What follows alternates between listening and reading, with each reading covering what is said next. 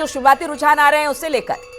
नहीं, निश्चित रूप से भारतीय जनता पार्टी ने जिस प्रकार से दिल्ली के चुनाव में मेहनत की है, लोगों से संवाद स्थापित किया है और भारतीय जनता पार्टी वैसे भी लोकसभा में वहां बहुत बेहतर प्रदर्शन करती थी। साथ ही साथ लोकसभा की सीट भारतीय जनता पार्टी जीती हुई थी।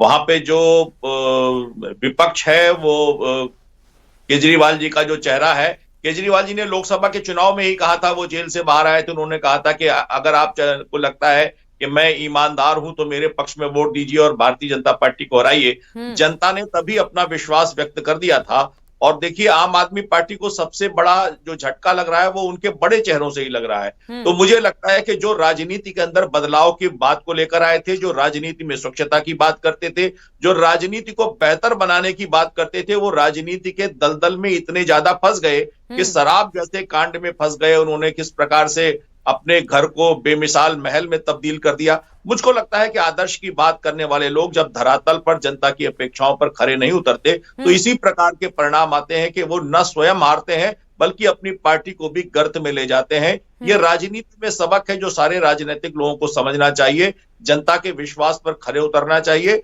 और जनता के लिए लगातार मेहनत करते हुए उनके जीवन को स्तर को बदलना चाहिए।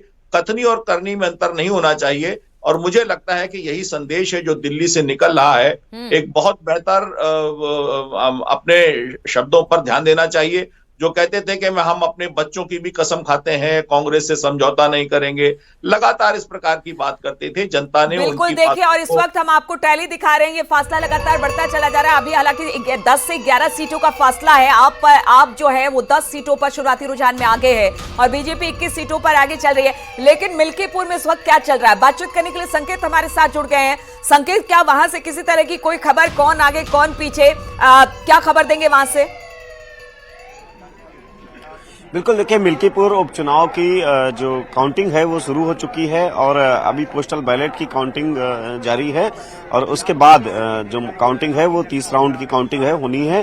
पोस्टल बैलेट की अगर बात की जाए तो अभी काउंटिंग चल रही है। कुछ देर में ही रुझान भी सामने आएंगे और अंदर जो तमाम अधिकारी हैं वो मौजूद हैं।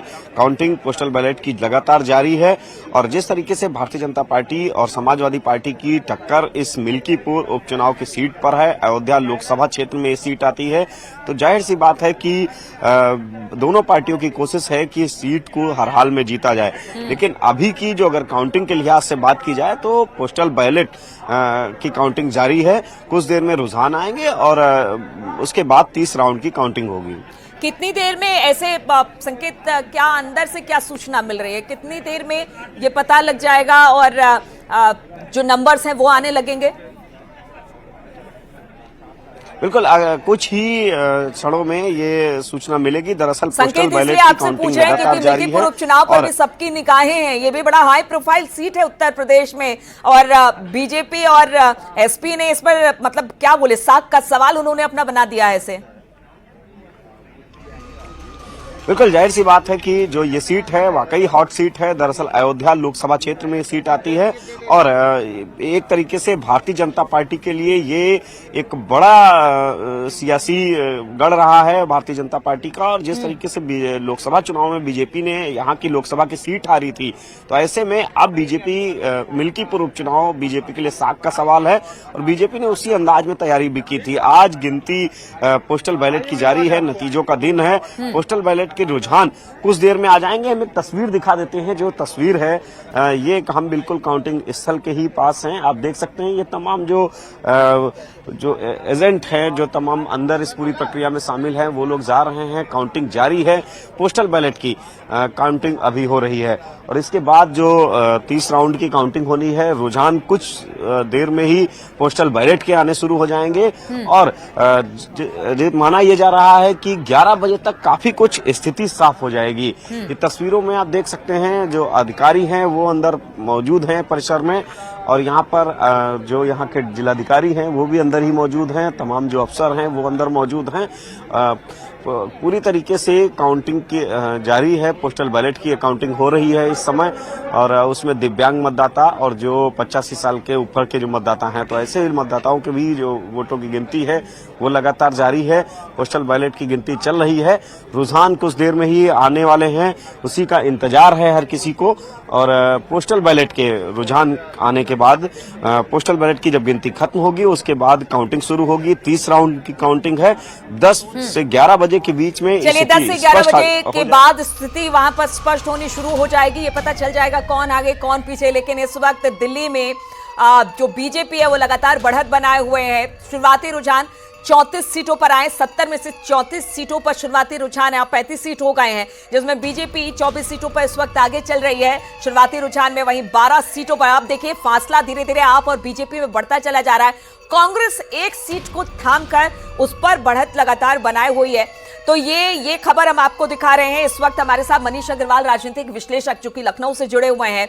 मनीष जी, चाहे वो दिल्ली हो या फिर मिल्कीपुर सीट हो, दोनों जगह पर बीजेपी ने जबरदस्त प्रचार किया। एक तरफ मिल्कीपुर में समाजवादी पार्टी से उसकी कांटे की टक्कर, तो दूसरी तरफ अगर दिल्ली विधानसभा की बात की जाए तो यहां पर जो बीजेपी की टक्कर आपसे है और वो लगातार सरकार में रही है।